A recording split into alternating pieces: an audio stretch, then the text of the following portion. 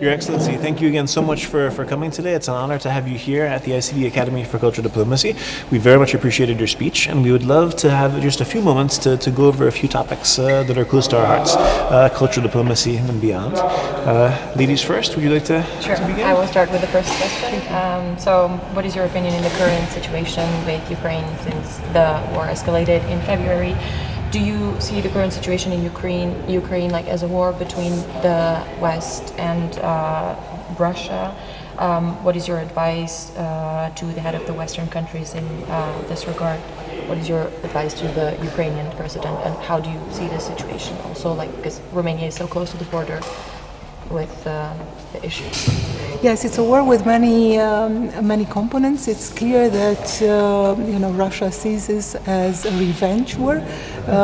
It was always, for long, it was our interpretation that Putin is trying to replay the ending of the Cold War, and from this respect, of course, it looks like a war between East and West, but it's not something which was occasioned or wished for by the West. There was a promise there and the hope that Russia will integrate in a democratic family of free nations after the fall of the Berlin Wall. And of course, in this, particularly in this day, I can say this: there was a lot of hope that we can reunite the continent in a democratic, prosperous way, and there was an offer to Russia for that as well. They didn't want to take it, and of course this is the choice of the leadership and of the people who are supporting this leadership. We just hope that we can return to a peaceful and constructive way of talking to Russia, but now is not the moment. So it's still like an ongoing battle that we don't really know where is the end of this? Do we see light at the end of the tunnel? Yes, the light at the end of the tunnel will be there when Ukraine will be in the position to free its own territory and to reestablish itself as a sovereign country over its own territory as it has to be. And of course this is a reason why we do support the fight of Ukraine, and we should do it from Europe all over, from all the countries. I think this knowledge is already established in all the European and not only European capitals that if we do not support Ukraine, then it won't be better for us for many reasons. So this is for us, this engagement is capital. And what I can, you asked about an advice for the president. My advice and our advice, I would say, keep the course and trust that we will support you. Mm-hmm. So basically, like Europe's stand is like help Ukrainians to help themselves. Yes. Yeah. Okay. Thank you. Thank you. I'd like to follow up on that and talk for a moment about the European Union. Since the fall of the Berlin Wall and following the developments since then, the European Union countries, including Germany, have built a vast dependency on the energy resources of Russia. This process was accelerated during the time of President Putin, despite the signals and signs that came from Russia with regards to respect for human rights, hostility towards the West, etc. Despite these signs, the Western countries did not change their dependency, and suddenly in February, without any plan, have declared sanctions on Russia. The EU countries are currently vulnerable and in danger. What, in your opinion, was done wrong in the last 2 decades regarding this issue? And what could the EU do now to prepare for the days after the Ukraine war? Yeah. No, what we did wrong, it was probably we did not, and I say this as a collective West, if you wish, we did not really read the intentions and the rationale of the Russian leadership. We thought that Moscow, Kremlin, will see things in our own way of thinking. But there is a different rationale there.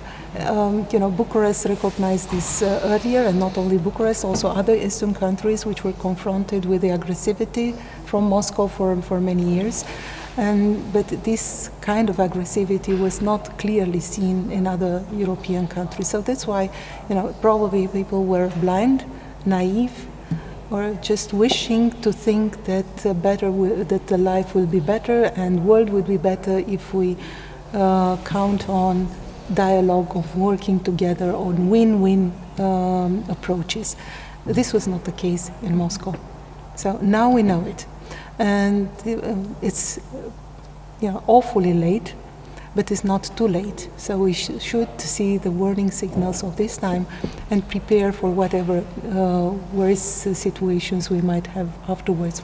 This is the moment that we have not only to show unity, not only to express unity, but to practice unity and solidarity. We have to stick together because, you know, the aggressivity, the danger, the risks are not ending. Thank you. And now we come to the third question about China. So the tension between China and West is growing and becoming more and more visible. What is the position of Romania on this issue, and how do you think the international community can resolve this issue? Yes, we do have an approach on China, which is, you know, it is based on a triad of, you know, of understanding of our relationship. It's at the same time, you know, partnership on things that we can discuss with, but also competition and systemic rivalry. We need to, you know, to work with China there where there is an openness, and we do have also, Romania, we do have a good cooperation with China in economic terms and also in cultural terms, but we have to see more realistically and to identify areas where which are problematic, and also to speak loud with China, not loud in the terms that you go in the media, but in direct dialogue, to open and to raise the issues which are problematic for us. And we do this, and it functions. So we do, but we have to be consequent with ourselves as well and understand where our vulnerabilities are and what we can do about them. Thank you. I will take that.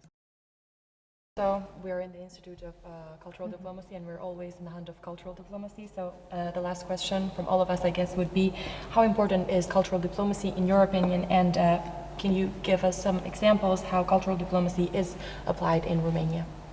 Yes.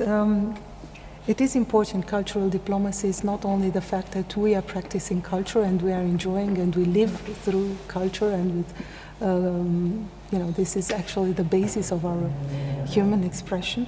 But cultural diplomacy involves also the second part of the expression, which is you know, the institutional promotion of cultural project and of cultural identity. We need to have support and also to display the wealth of our cultural expression also in Romania and in other countries. This is the best path of dialogue with other people. And of course, Romania has, through our cultural institute and also through other programs that we are supporting, we do have ways to support cultural expression, but we still need and we can do more to present ourselves as Romanians through culture. Thank you. Thank you. Your Excellency, thank you again so much for this second occasion to join you in dialogue, and we benefited greatly from it. It was an honor to have you Thank here you very today. much. Thank you very much. Thank you. Thank you.